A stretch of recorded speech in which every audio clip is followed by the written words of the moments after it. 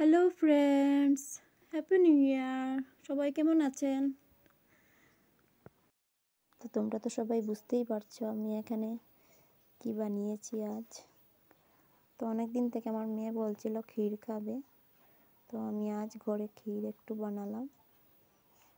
পুরোটা ভিডিও করিনি, একটুখানি ভিডিও করেছি, সময় ছিল না। আর বানিয়েছি মোমো বানানো হয়ে গেছে। এখন এটা মোমোর চাটনি বানাবো। টমেটো, আদা, রসুন, পেঁয়াজ, ধনেপাতা, কাঁচা লঙ্কা এগুলো দিয়ে গ্রাইন্ডারে পেস্ট করে নেব।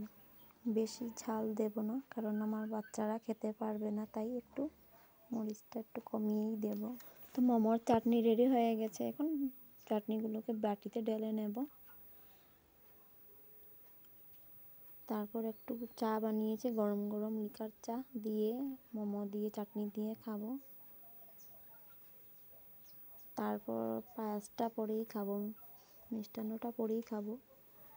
আগে মোমো দিয়ে চা দিয়ে চাটনি দিয়ে খেয়ে নেব। আমার বাচ্চারা এখনও ঘুমে আছে, উঠেনি, ওরাও উঠে যাবে। তো ওরা ওঠার আগেই আমরা খেয়ে নেব শান্তিতে। ওরা উঠে গেলে তো আর শান্তিতে খাওয়া যাবে না। আমার মেয়ে মনে হয় উঠে এসেছে, ও বলছে মা মোমো দিয়ে দাও আমাকে, আমি খেয়ে নেব ভাই ওঠার আগে।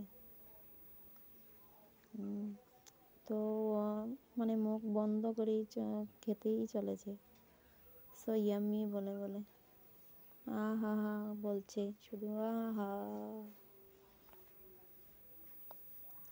ও বলে মা তুমি যাই বানাও না কেন, খেতে খুব স্বাদ হয়।